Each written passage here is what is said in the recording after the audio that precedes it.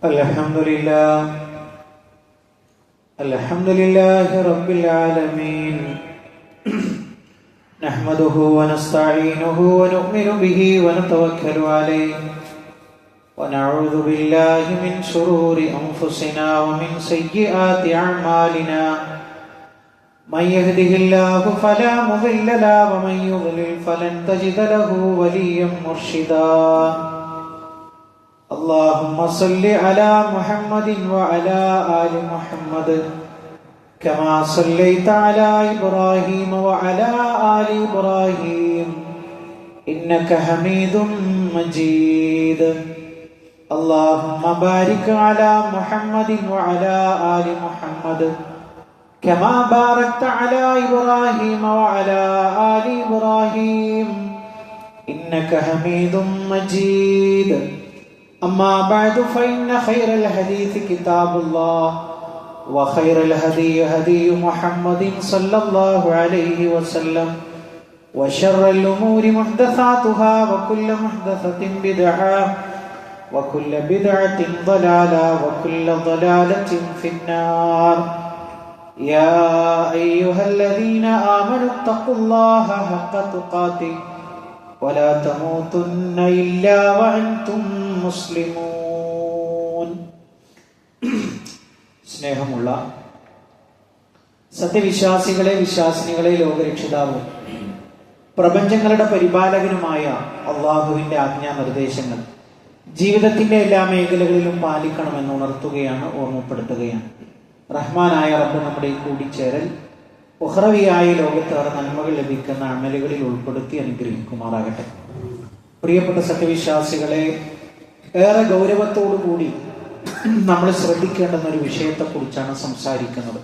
റഹ്മാനായ റബ്ബിന്റെ ദീൻ യഥാവിധി കേൾക്കുകയും അത് ജീവിതത്തിൽ പകർത്തുകയും ചെയ്യുന്ന മുഅ്മിനീങ്ങളിൽ നമ്മളെ എല്ലാവരെയും ഉൾപ്പെടുത്തി അനുഗ്രഹിക്കുമാറാകട്ടെ. പ്രിയപ്പെട്ടവരെ, കടബാധ്യതയെക്കുറിച്ചാണ് സംസാരിക്കുന്നത്. നമുക്കറിയാം, ഇന്ന് ഏതൊരു വ്യക്തിയെ നമ്മൾ എടുത്ത് പരിചയപ്പെട്ടാലും അവരൊക്കെയും നമുക്ക് കാണാൻ കഴിയുന്നത് ഒരു ഭാരിച്ച ഒരു സംഖ്യയുടെ കടക്കാരായിട്ടാണ്. അപ്പോൾ സ്വാഭാവികമായും നമ്മളിങ്ങനെ പരിശോധിക്കുമ്പോൾ സമൂഹം വലിയ കടക്കണിയിലാണ്, ഭരിക്കുന്ന ഭരണകൂടം വലിയ കടക്കണിയിലാണ്. അത് മാത്രമല്ല, ഒരു വേള ഒരു കടബാധ്യതയും ഇല്ലാത്ത ആളുകളെ കാണുക എന്ന് പറയുന്നത് തന്നെ ഒരു അപൂർവമായ ഒരു കാഴ്ചയായിട്ടാണ് എന്ന് നമുക്ക് കാണാൻ സാധിക്കുന്നത്. മാത്രമല്ല, ഇതിനിടയിൽ കടം വാങ്ങുക എന്നുള്ളത് ജീവിതമാക്കിയ ആളുകളുണ്ട്. എന്നാൽ ജീവിക്കാൻ വേണ്ടി കടം വാങ്ങുന്ന ആളുകളുമുണ്ട്. പണ്ഡിതന്മാരായ ആളുകൾ ഒരു അറബിയിലുള്ള ഒരു വാക്കാണ് അതിനെ സൂചിപ്പിക്കാൻ വേണ്ടി, കടത്തെക്കുറിച്ച് സൂചിപ്പിക്കാൻ വേണ്ടി പറഞ്ഞിട്ടുള്ളത്. അതെന്താണ്? ഹമ്മും ബില്ലയിൽ വദുല്ലും ഫിന്നഹാർ. എന്താണ്?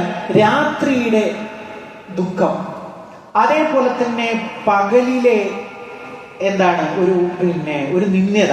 അതാണ് അതിൻ്റെ ഒരു വാക്കർത്ഥം. നമ്മൾ പറയണമെങ്കിൽ എത്ര ആലോചിച്ചിട്ടും ഈ കടം എങ്ങനെ വീട്ടും എന്ന് ആലോചിച്ച് ഉറങ്ങാൻ കഴിയുന്നില്ല. പകലിലോ ഇത് വാങ്ങിയ ആളെ കാണുമ്പോൾ, അതല്ലെങ്കിൽ ഇത് സമീപിക്കുന്ന ആളെ കാണുമ്പോൾ എങ്ങനെയപ്പോ തന്നെ അവനോട് ഇനിയിപ്പോ എന്താ പറയാ എന്ന് വിചാരിച്ചുകൊണ്ട് ജീവിക്കേണ്ടി വരുന്ന ഒരു അപമാനിതരായിക്കൊണ്ട് ജീവിതം കൊണ്ടുപോകുന്ന ഒരു അവസ്ഥയാണ് യഥാർത്ഥത്തിൽ കടബാധിതന്റേത് എന്ന് നമുക്ക് കാണാൻ കഴിയും. മാത്രമല്ല പ്രിയപ്പെട്ടവരെ, ഞാൻ പറയാൻ ശ്രമിക്കുന്നത്, നമ്മളെ സംബന്ധിച്ചിടത്തോളം കടവുമായി ബന്ധപ്പെട്ട ഒരു വിശ്വാസി ശ്രദ്ധിക്കേണ്ടുന്ന കാര്യങ്ങൾ വളരെ ഗൗരവബുദ്ധിയാലാണ് ഇസ്ലാം നമ്മളോട് പറഞ്ഞിട്ടുള്ളത്. ഒരു ഹദീസിൽ നമുക്ക് കാണാം, അള്ളാഹുവിന്റെ റസൂൽ സല്ലല്ലാഹു അലൈഹി വസല്ലമിന്റെ അടുക്കൽ അള്ളാഹുവിന്റെ അടുക്കലേക്ക് ഒരു വ്യക്തി കടന്നു വന്നു. എന്നിട്ട് അദ്ദേഹം ചോദിക്കുകയാണ്, യാ റസൂലല്ലാഹ്, അറഅയ്ത ഇൻ ഖുതിൽതു ഫീ സബീലില്ലാഹി സാബിറൻ മുഹ്തസിബൻ മുഖ്ബിലൻ ഗൈറ മുദ്ബിർ. അള്ളാഹുവിന്റെ റസൂലേ, ഞാൻ അള്ളാഹുവിന്റെ മാർഗത്തിൽ ഞാൻ യുദ്ധം ചെയ്തു, ക്ഷമയോടുകൂടി അള്ളാഹുവിന്റെ കൂലി പ്രതീക്ഷിച്ചുകൊണ്ട് യുദ്ധമുന്നണിയിൽ നിന്ന് പിന്തിരിഞ്ഞോടിയില്ല. അയുകഫിറുല്ലാഹു അന്നീ ഖതായാ. അള്ളാഹുവിന്റെ റസൂലേ, അള്ളാഹു എന്റെ എല്ലാ പാപങ്ങളും പുറത്തു തരുമോ? പ്രവാചകൻ സല്ലല്ലാഹു അലൈഹി വസല്ലം പറഞ്ഞു, നഅം, അതെ, നിന്റെ എല്ലാ പാപങ്ങളും അള്ളാഹു നിനക്ക് പുറത്തു തരും. അങ്ങനെ ഫലമ്മാ വല്ല റജുലു, ആ മനുഷ്യൻ ചോദ്യത്തിന്റെ ഉത്തരം വാങ്ങി തിരിച്ചുപോയി. നാദാഹു റസൂലുള്ളാഹി സ്വല്ലല്ലാഹു അലൈഹി വസല്ലം, പ്രവാചകൻ സല്ലല്ലാഹു അലൈഹി വസല്ലം ആ വ്യക്തിയെ തിരിച്ചു വിളിച്ചു. എന്നിട്ട് പറഞ്ഞു, കൈഫ ഖുൽത, നിന്റെ ചോദ്യം എന്തായിരുന്നു, അല്ലെങ്കിൽ എങ്ങനെയായിരുന്നു നീ ചോദിച്ചത്? ഫഅഅദ അലൈഹി ഖൗലഹു, ആ വ്യക്തി തന്റെ ചോദ്യം ആവർത്തിച്ചു. അപ്പോൾ ഫഖാല റസൂലുള്ളാഹി സ്വല്ലല്ലാഹു അലൈഹി വസല്ലം, അല്ലാഹുവിന്റെ റസൂൽ സ്വല്ലല്ലാഹു അലൈഹി വസല്ലം പഠിപ്പിച്ചു കൊടുക്കുകയാണ്, ഞാൻ ആ പറഞ്ഞത് ശരി തന്നെ, ഇല്ലദ്ദൈൻ, കടമൊഴികെ, കദാലിക ഖാല ലി ജിബ്രീൽ, എന്നോട് ജിബ്രീൽ അലൈഹിസ്സലാം ഇങ്ങനെ പറയാനാണ് പറഞ്ഞിട്ടുള്ളത്. നിങ്ങൾ ആലോചിച്ചു, അള്ളാന്റെ മാർഗത്തിൽ രക്തസാക്ഷിയായി കഴിഞ്ഞാൽ പോലും മനുഷ്യന്മാര് തമ്മിലുള്ള ഇടപാട് പൂർത്തിയായിട്ടില്ലെങ്കിൽ അവൻ സ്വർഗപ്രവേശനം കിട്ടുന്ന ആളാണെങ്കിൽ പോലും അള്ളാഹു തടഞ്ഞു വെക്കുന്ന പറഞ്ഞത്. എത്ര ഗൗരവമുണ്ട് പ്രിയപ്പെട്ടവരെ. നമ്മൾ അതിനെക്കുറിച്ച് ആലോചിച്ചിട്ടുണ്ടോ? എന്ന് ലോണില്ലാത്ത മനുഷ്യന്മാരെ കാണാൻ കഴിയും. വാഹനം പണയത്തിൽ, വീട് പണയത്തിൽ, അതേപോലെ തന്നെ കച്ചവട സ്ഥാപനങ്ങൾ പണയത്തിൽ, എന്നിട്ട് മനുഷ്യന്മാർ സ്വസ്ഥമായി ജീവിക്കുന്നു എന്ന് പറയുമ്പോൾ നമ്മൾ ആലോചിക്കേണ്ടത് എന്താണ്? മടങ്ങിപ്പോകേണ്ടുന്ന ഒരു ലോകത്തെക്കുറിച്ച് അവന്റെ മനസ്സിൽ ഒരു ആലോചനയും ഇല്ല എന്നുള്ളതാണ്. മാത്രമല്ല പ്രിയപ്പെട്ടവരെ, അള്ളാഹുവിന്റെ റസൂൽ സല്ലല്ലാഹു അലൈഹി വസല്ലമയുടെ അടുക്കൽ ഒരു മയ്യിത്ത് കൊണ്ടുവന്നു. ഫഗസ്സൽനാഹു, ഞങ്ങൾ അതിനെ കുളിപ്പിച്ചു. വകഫന്നാഹു, ഞങ്ങൾ അതിനെ കഫൻ നടത്തി. വഹന്നത്നാഹു, ഞങ്ങൾ അതിന് സുഗന്ധം പുരട്ടി. സുമ്മ അതൈനാ ബിഹി റസൂലുള്ളാഹി സല്ലല്ലാഹു അലൈഹി വസല്ലം ലിയുസല്ലി അലൈഹി, പ്രവാചകൻ അവിടെയുണ്ട്.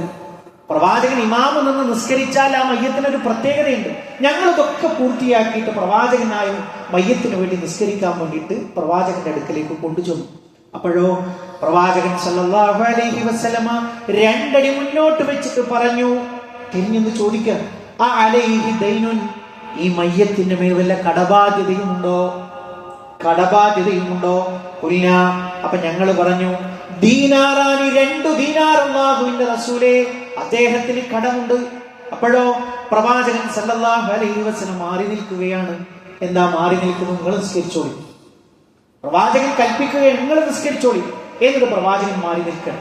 അപ്പൊ മഹാനായ അബൂ ഖതാദ റളിയല്ലാഹു എഴുന്നേറ്റ് പറഞ്ഞു, അല്ലാഹുവിന്റെ റസൂലേ, ആ 2 ദീനാർ ഞാൻ ഏറ്റെടുത്തു, അങ്ങ് നിസ്കരിച്ചോളൂ. അങ്ങനെ അന്നേ ദിവസം മറവ് ചെയ്തതിനു ശേഷം പ്രവാചകൻ സല്ലല്ലാഹു അലൈഹി വസല്ലം കണ്ടപ്പോ അബൂ ഖതാദ റളിയല്ലാഹു ചോദിക്കുകയാണ്, അബൂ ഖതാദ, താങ്കൾ ആ ബാധ്യത വീട്ടിയോ? അപ്പൊ അത്ഭുതത്തിൽ അബൂ ഖതാദ റളിയല്ലാഹു തിരിച്ചു ചോദിക്കണം, അല്ലാഹുവിന്റെ റസൂലേ, ആ മണ്ണ് ഉണങ്ങിയിട്ടില്ലല്ലോ. എന്താ അങ്ങനെ ചോദിച്ചാൽ? നമ്മൾ ഇതപ്പോൾ അദ്ദേഹത്തെ മറവ് ചെയ്തിട്ടല്ലേ ഉള്ളൂ. നമ്മളൊരു ആശ്വാസം എന്താണ്? എന്റെ മുതൽ വീട്ടിയിട്ട് എന്റെ അനന്തരാവകാശികൾ കൊടുത്തോളൂ എന്നാണ് പറഞ്ഞത്. അങ്ങനെയാണ് നമ്മളൊരു ശൈത്താൻ ചിന്തിപ്പിക്കുന്ന ഒരു ചിന്ത. പ്രിയപ്പെട്ടവരെ, നമ്മളുടെ ബാധ്യത നമ്മുടെ അനന്തരാവകാശികൾ നമ്മൾ ചിന്തിക്കുന്നത് പോലെ വേഗതയിൽ കൂട്ടുമെന്ന് എന്താ ഉറപ്പ്? പ്രവാചകൻ ഒരു നേരം കഴിഞ്ഞപ്പോ അബൂ ഖതാദ റളിയല്ലാഹു ചോദിക്കുകയാണ്, ഓ അബൂ ഖതാദ, താങ്കൾ കൊടുത്തു വിട്ടിയോ? ഉടനെ പ്രവാചകൻ സല്ലല്ലാഹു അലൈഹി വസല്ലമയുടെ വാക്കിന്റെ ഗൗരവം മനസ്സിലാക്കിയപ്പോ അത് വളരെ വേഗത്തിൽ പൂർത്തീകരിച്ചുകൊണ്ട് അള്ളാഹുവിന്റെ റസൂലെ അത് ശരിയാക്കിയിട്ടുണ്ട്. അപ്പൊ പ്രവാചകൻ സല്ലല്ലാഹു അലൈഹി വസല്ലമ കൊടുത്ത മറുപടി എന്താണോ? അൽ ആന ബറുദത് ജിൽദതു, ഇപ്പോഴാണ് അദ്ദേഹത്തിന്റെ തൊലി തണുത്തുപോയത്. പ്രിയപ്പെട്ടവരെ, എപ്പോഴാണ് നമ്മളെ മരണം പിടികൂടുക? ആർക്കെങ്കിലും അറിയോ? ആർക്കെങ്കിലും ഗ്യാരണ്ടി ഉണ്ട്? എത്രയോ മനുഷ്യന്മാരെ അല്ലെ ICUവിൽ, അതേപോലെ തന്നെ പല പല സജ്ജീകരണങ്ങളുടെ നടുവിൽ മരണം കാത്തു കിടക്കുന്ന ആളുകളുണ്ട്. ബോധം മറഞ്ഞുപോയ ആളുകൾ.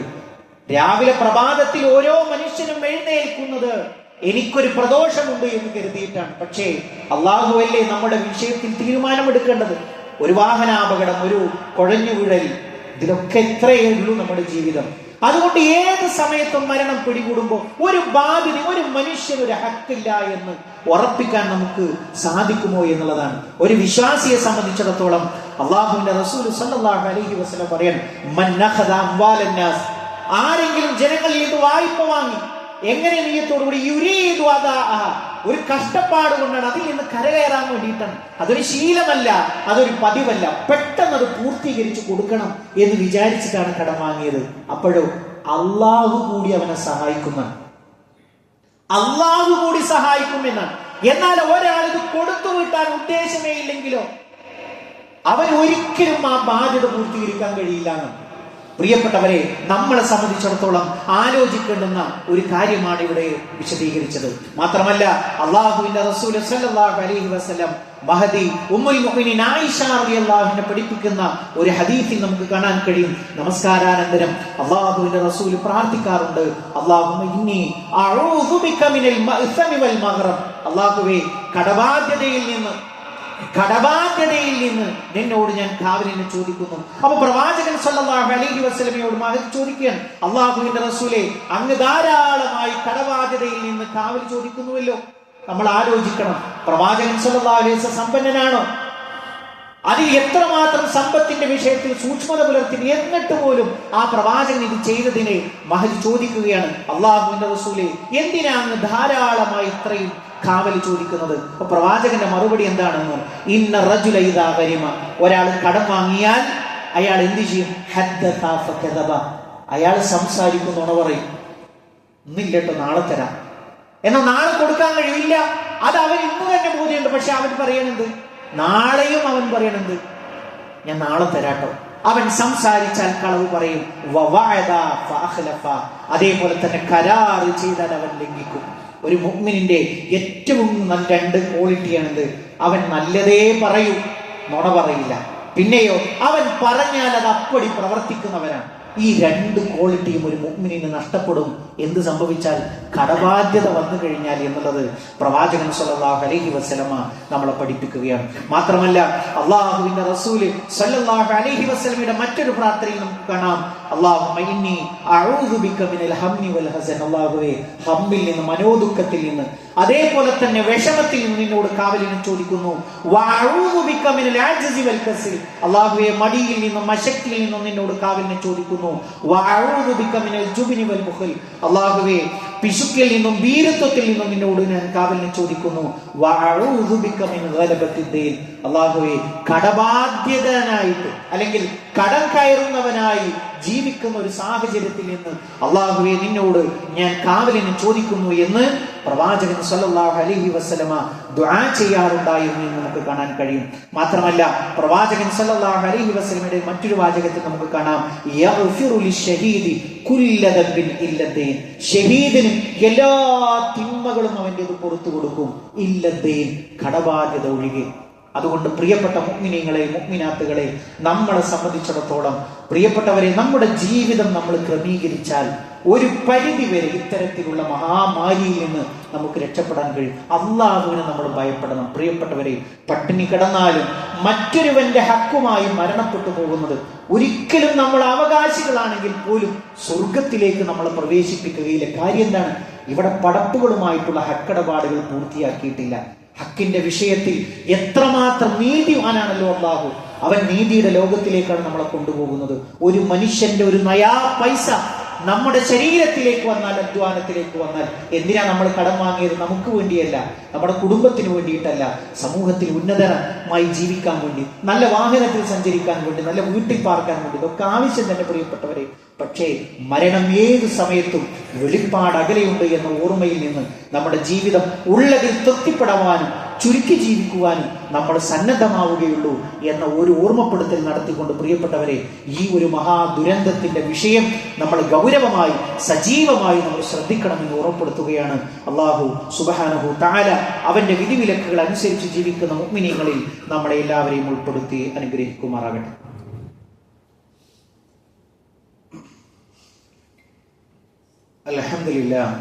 അൽഹംദുലില്ലാഹി റബ്ബിൽ ആലമീൻ വസ്സലാത്തു വസ്സലാമു അലാ റസൂലിഹിൽ അമീൻ നബിയിനാ വഹബീബിനാ മുഹമ്മദിൻ സ്വല്ലല്ലാഹു അലൈഹി വസല്ലം വഅലാ ആലിഹി വസഹ്ബിഹി അജ്മഈൻ. അമ്മാ ബഅദ്. പ്രിയപ്പെട്ട സത്യവിശ്വാസികളെ, വിശ്വാസിനികളെ, ഒരിക്കൽ കൂടി അള്ളാഹുവിന്റെ ആജ്ഞാ നിർദ്ദേശങ്ങൾ ജീവിതത്തിന്റെ എല്ലാ മേഖലകളിലും പാലിക്കണമെന്ന് ഉണർത്തുകയാണ്, ഓർമ്മപ്പെടുത്തുകയാണ്.